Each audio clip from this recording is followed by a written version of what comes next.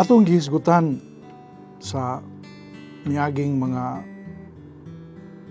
sesyon, no? Unsa ang pagtuo karon atong padayunon kining pagsabot unsa kining birtud sa pagtuo. Una sa tanan usa kini siya ka personal nga desisyon. Sa usa ka tawo diinbot siya nga makiglambigit sa iyang Dios. Muna ang pagtuo usa ka relasyon sa panaghigalaay kauban sa Dios. Ug kining maong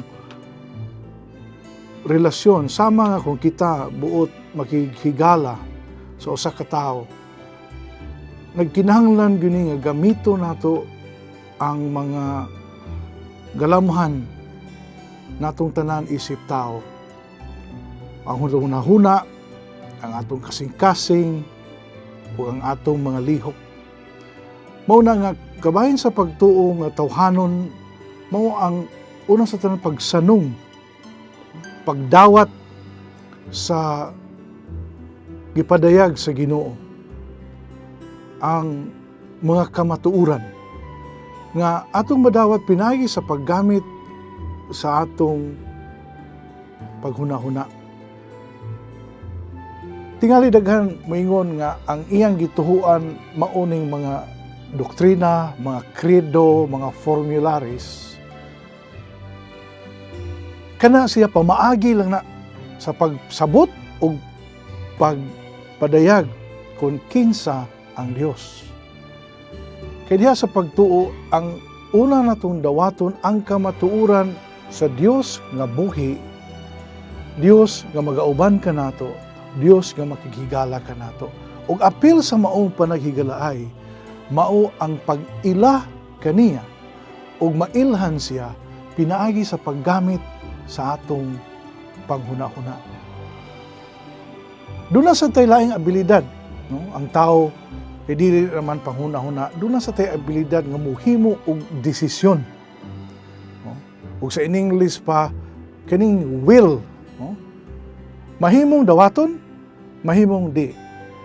Muna nga, kung unsay atong nahibaw-an, atong nahibaluan bahin sa atong Dios, sa katapusan, kitang tao mo'y muhimo sa desisyon.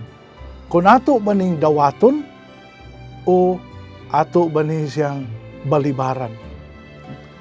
Kay, mao man ang kabubuton sa tao. Unya, gawas nun kining maong kabubuton sa tao. Mao na nga sa atong pagtuo sa Dios, gawas nga kita maghunahuna, musabot, mudawat sa mga kamatuuran, muhimo sabta og desisyon, personal nga desisyon. Kung dawaton ba nato ang Ginoo sa atong kinabuhi, o dili lang nato siya tagdon. Kadaghang higayon, subo kayong palandungon, na dawaton siya kung maglisod na ta ginhawa, kung hapit na ta mamatay. Pero doon na patay laing abilidad na tawhanon, nga kabahin yapon sa atong lihok sa pagtuo.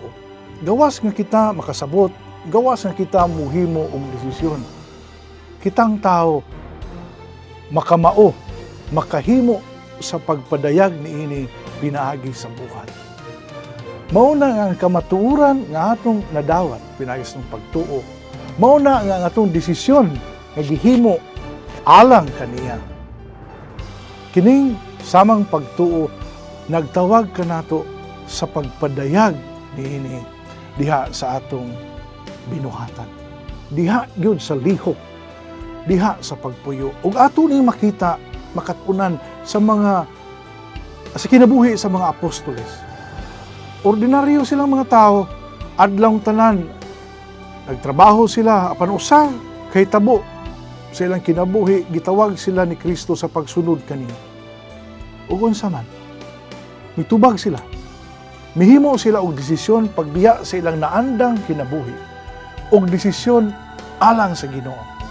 Ug kini maong desisyon gipakita nila sa buhat, pinaagi gyud sa pagbiya pananglitan sa unang upat ka mga apostoles, nibiya sila sa ilang panagat, gibiyaan nila ilang sakayan, gibiyaan nila ilang pukot, nihimo sila og lakang pagpakita nga ang ilang pagdawat ni Kristo, ang ilang desisyon mapakita gyud diha sa buhat. Ug mao ni nindot kayo.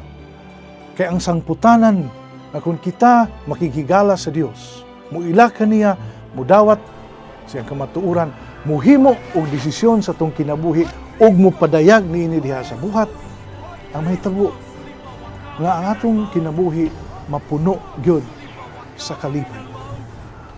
Mapuno sa kaayo nga gikan sa maong Dios. Mao bitaw na nga ang resulta sa tao nga dunay pagtuo, mahimo siyang tao nga mapasalamaton. Pasalamaton siya sa mga kamatuoran nga mibot siyang kinabuhi. Pasalamaton siya sa mga maayong desisyon nga mahimo siyang kinabuhi, o mapasalamaton siya kay mahimo siya og maayo subay sa kabubuton sa Dios. Dili lang alang siyang kaugalingon, kung dili usab sa uban. Ug sa ingon niya na, maangkon niya ang kining gitawag og fullness of life. Kapuno sa kinabuhi o kahamtong sa pagpuyo ni ining kalibutan. Manalangin unta ang Dios kanatong tanan nga gihatagan sa gasa sa pagtuo aron mapaambit sa uban.